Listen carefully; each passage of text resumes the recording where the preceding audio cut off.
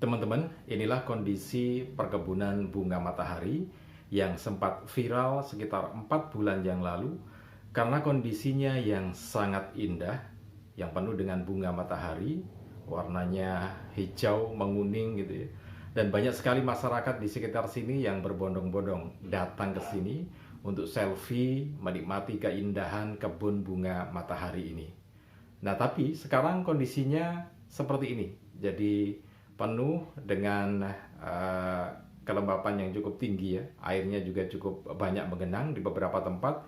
Kemudian bunga mataharinya juga sudah tidak ada karena memang bunga matahari tidak bisa tahan terhadap kondisi air yang cukup tinggi ya. Nah, kenapa bisa seperti ini? Ini ada kaitannya dengan bisnis bunga matahari. Nanti akan kita review lebih jauh lagi, lebih dalam lagi tentang bagaimana bisnis bunga matahari ini ya. Apakah benar-benar menjanjikan atau seperti apa?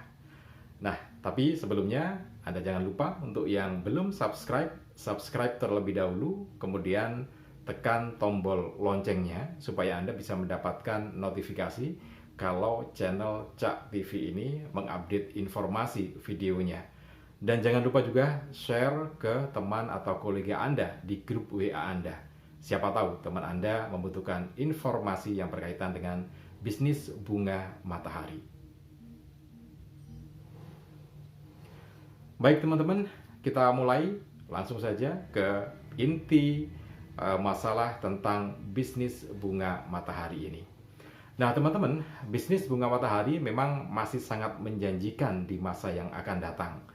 Karena sampai saat ini kebutuhan bunga matahari atau biji bunga matahari dan produk turunannya masih sangat tinggi, kemudian tidak banyak yang bisa menjadi supplier atau memberikan pasokan terhadap biji bunga matahari ini. Nah, biji bunga matahari atau bunga matahari ini memang dalam bisnisnya ada 4 prospek bisnis ya. Ada 4 prospek bisnis yang memang sampai saat ini belum banyak yang menekuni. Di antaranya yang pertama adalah bisnis minyak bunga matahari. Jadi bunga matahari ini yang ditanam di perkebunan ini setelah usianya 4 bulan akan dipanen. Nah, setelah dipanen kemudian dibawa ke pabrik untuk pembuatan atau diproses menjadi minyak bunga matahari. Prosesnya seperti pada umumnya ya. Jadi bunga mataharinya ini dibersihkan terlebih dahulu, kemudian dikeringkan, artinya memang harus memenuhi syarat kekeringan ya. Kadar airnya sudah ada ketentuannya. Nah, setelah dikeringkan, dipisah dengan sampah-sampahnya yang tidak berguna, kemudian diproses atau dilakukan pengepresan ya, sehingga bisa didapatkan hasil minyak bunga matahari ini. Nah, minyak bunga matahari ini memang bermacam-macam ya kegunaannya. Ada yang dipakai untuk kosmetik, bahan kosmetik, termasuk saat ini di Indonesia sudah banyak merek kosmetik atau perusahaan kosmetik yang skalanya bisa dibilang skala nasional bahkan internasional ya. Dan mereka membutuhkan minyak bunga matahari ini. Nah, satu di antaranya yang memang dipasok dari lokal. Tetapi kalau berdasarkan data yang ada, bahwa kebutuhan minyak bunga matahari ini di perusahaan-perusahaan kosmetik ini jumlahnya jutaan ton per tahun ya. Bahkan setiap perusahaan rata-rata dipaksa melakukan impor ratusan ribu ton setiap tahunnya untuk memenuhi kebutuhan mereka. Nah, terpaksa harus diimpor karena memang lokal belum bisa memenuhi kebutuhan minyak bunga matahari ini ya. Dan ini kesempatan. Beberapa perusahaan kosmetik nasional sempat menyampaikan bahwa mereka memberikan peluang kepada pengusaha lokal atau farm lokal, petani lokal untuk memproduksi minyak bunga matahari atau paling tidak biji bunga matahari ya. Tetapi sayang, dari kebutuhan yang ada itu hanya 10% saja yang bisa dipenuhi oleh para petani bunga matahari lokal ya, nasional lah paling tidak.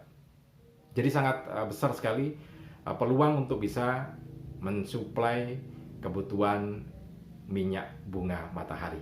Nah, itu yang pertama berkaitan dengan minyak nabati atau kebutuhan minyak bunga matahari untuk kebutuhan kosmetik gitu ya. Nah, yang kedua, jadi yang kedua peluang bisnisnya ini berkaitan dengan biji bunga matahari itu sendiri. Jadi begini teman-teman, sesudah dipanen bunga mataharinya itu, kemudian diambil bijinya. Nah, bijinya ini kemudian diproses produksi, dilakukan ya sterilisasi, kemudian pengopenan, dan kemudian kalau sudah siap saji menjadi makanan yang kalau kita sebut snack kuaci itu ya. Jadi kita ke supermarket kan banyak yang makanan kuaci. Nah, kuaci itu berasal dari biji bunga matahari.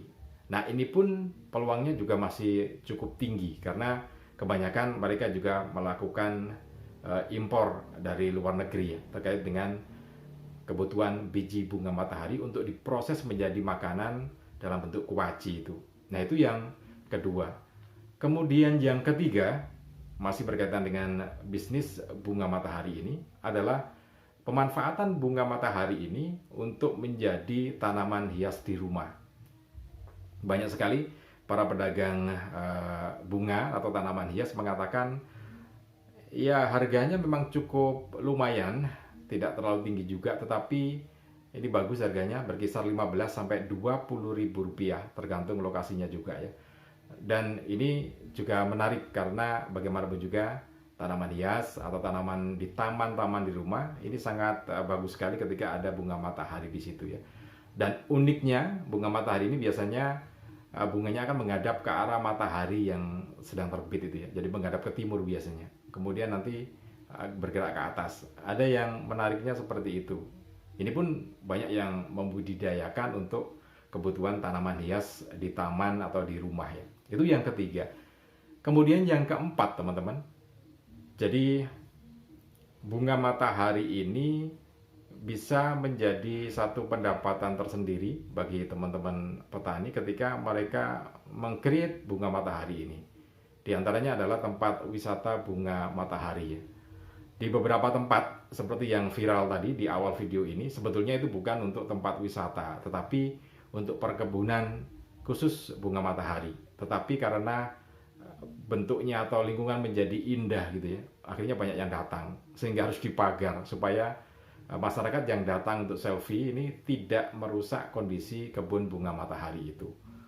Nah, tapi di tempat lain, di Bantul misalnya, di Yogyakarta, kemudian juga di Jawa Barat, kemudian juga di luar Jawa, bahkan di Balikpapan itu ada yang memang khusus dibuat taman bunga matahari. Sehingga ini bisa mendapatkan satu penghasilan tersendiri ya, secara kontinu. Jadi seperti di Balikpapan itu dicontohkan bahwa ada sekitar 30 petani, 30 pemilik tanah itu yang berdekatan, kemudian akhirnya mereka bergabung jadi satu membuat 10 taman bunga matahari. Jadi 30 orang membuat 10 taman bunga matahari. Dan penghasilannya memang cukup signifikan karena rata-rata dalam satu bulan bisa menghasilkan 10 sampai 20 juta rupiah ya dari tiket masuk itu. Ini dari kelompok tani yang membuat industri kreatif menjadikannya bunga matahari sebagai tempat wisata. Nah, memang harus ini ya, harus ada triknya tersendiri karena kan bunga matahari ini paling hidupnya 3 bulan sampai 4 bulan ya. Harus di-create supaya bisa tumbuh lagi gitu ya. Tapi kan ada jeda ketika mulai menanam itu. Karena itu memang ada manajemen tersendiri yang harusnya bisa mengelola semacam ini. Tapi paling tidak ini menjadi peluang bisnis ya. Ada 4 peluang bisnis bunga matahari. Nah, tinggal Anda mau mengambil dari sisi mana supaya bisa mendapatkan keuntungan yang benar-benar maksimal. Apakah ingin menjadi supplier untuk perusahaan-perusahaan kosmetik yang memproduksi minyak bunga matahari yang sampai sekarang masih belum ada supplier tingkat nasionalnya. Kemudian yang kedua, biji mentah bunga matahari itu. Kemudian yang berikutnya adalah dalam bentuk tanaman hias untuk kebutuhan rumah tangga atau kebutuhan taman rumah ya. Kemudian berikutnya sebagai tempat wisata. Silakan dipilih yang cocok, yang bisa memberikan keuntungan tersendiri untuk Anda. Karena sudah mulai banyak sekali yang meng-create bunga matahari ini menjadi industri kreatif. Oke, mudah-mudahan informasi ini bisa bermanfaat untuk Anda. Salam dan sukses selalu untuk Anda.